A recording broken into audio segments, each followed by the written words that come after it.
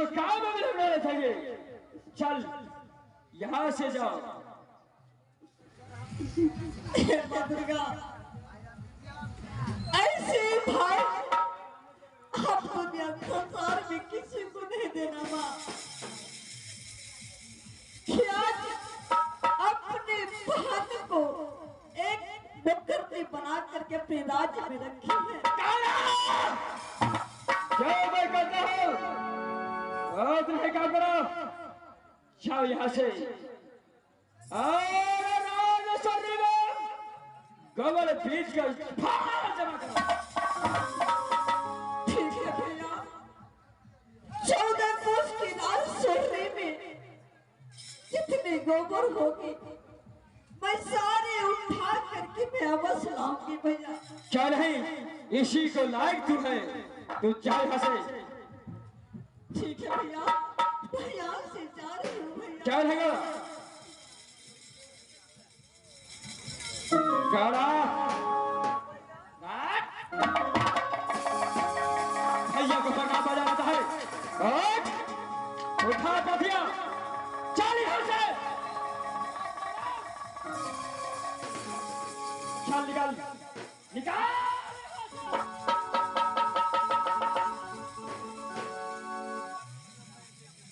समय भाई गौरा को यह कमर्शी बना करके राज शरीर में भेज दो। भाई यहाँ से अपने अदालत की ओर चलता हूँ।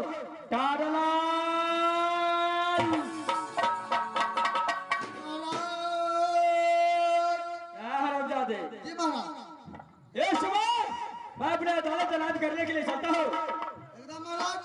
कौन भी सुन रहे ये काबिल खिलाफ आवे तो फौरन मुझे खबर करना। एकदम मारा तो तुरंत खबर कर देगा। चल है मैं यहाँ से चलता हूँ। ठीक है महाराज जाते। चल हाँ दे बिल्कुल टेंशन नहीं ला। चल हाँ दे तेरा खाली हो जाओ।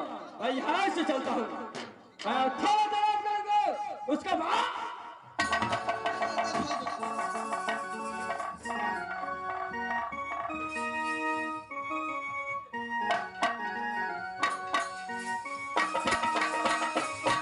हेलो हेलो हेलो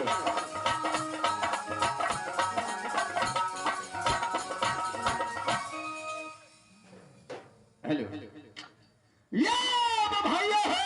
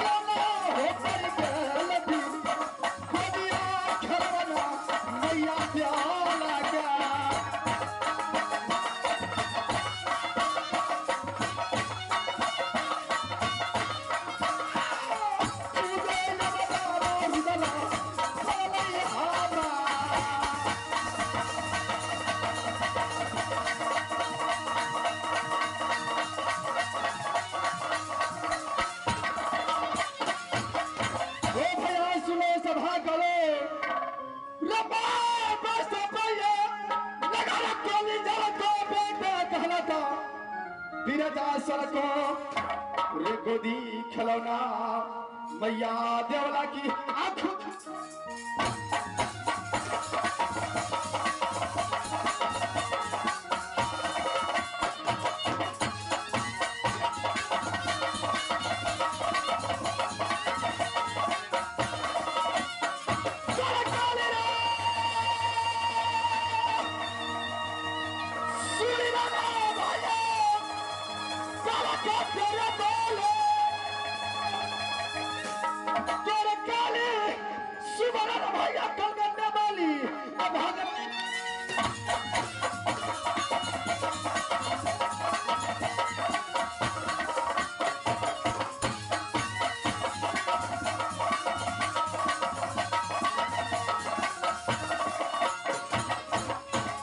दोस्तों, अरे ऊपरी बासी हूँ राज कलिंदर का, ऊपरी बासी हूँ राज कलिंदर का, जो बेटे कहला तो बीजस्तर को, तो माँ का नाम सती देना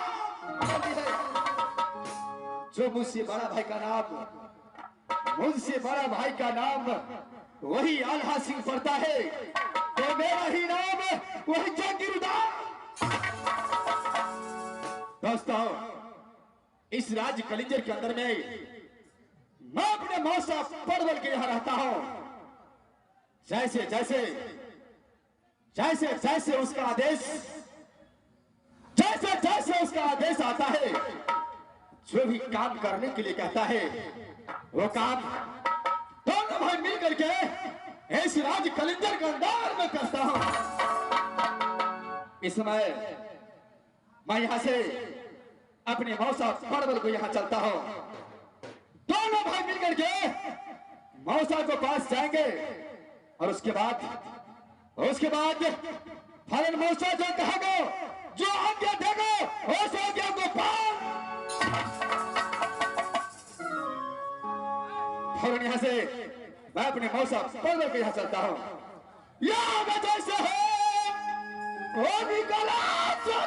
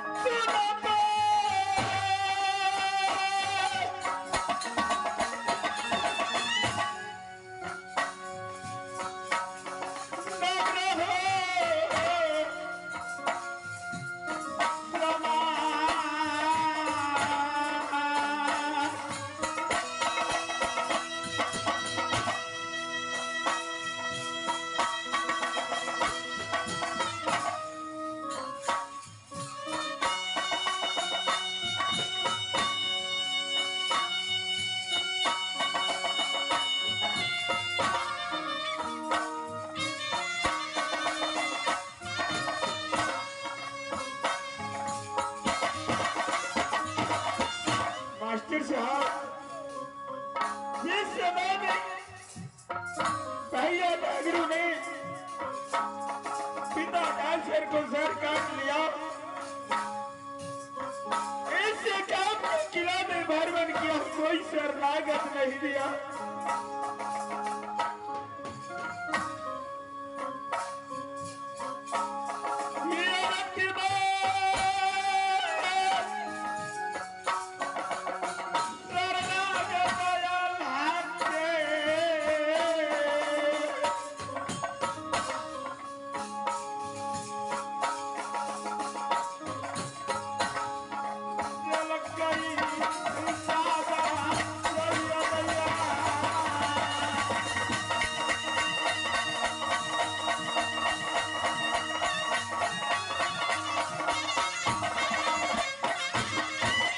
मास्टर साहब, जिस समय में भैया काल जागरू ने पिताजी को सर काट लिया, एकावनो किला बर्बाद किया, राजुरियल मामा का पास गया। मामा भी मेरे माँ से भाई बहन का रिश्ता तोड़ के धक्की मार करके राजुरियल से निकाल दिया।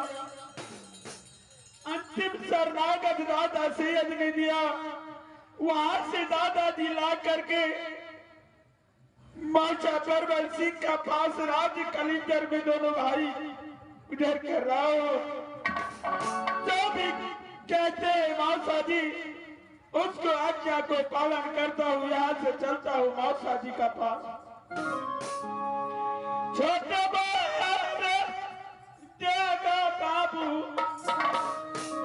मारैया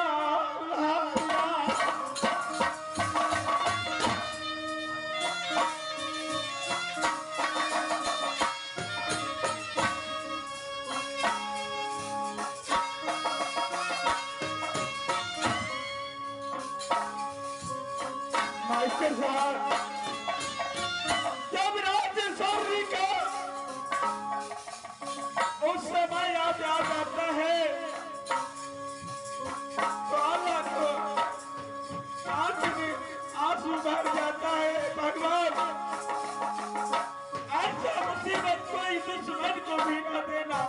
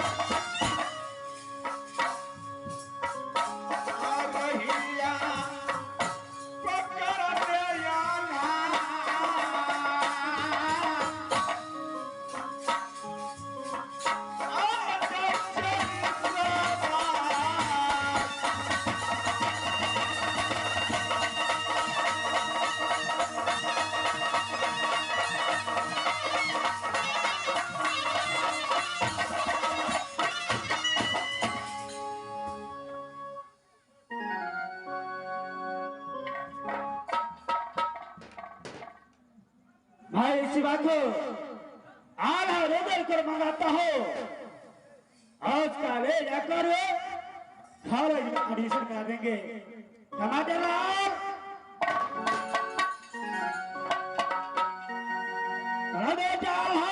और रोदर है और यहाँ फाड़ में आया।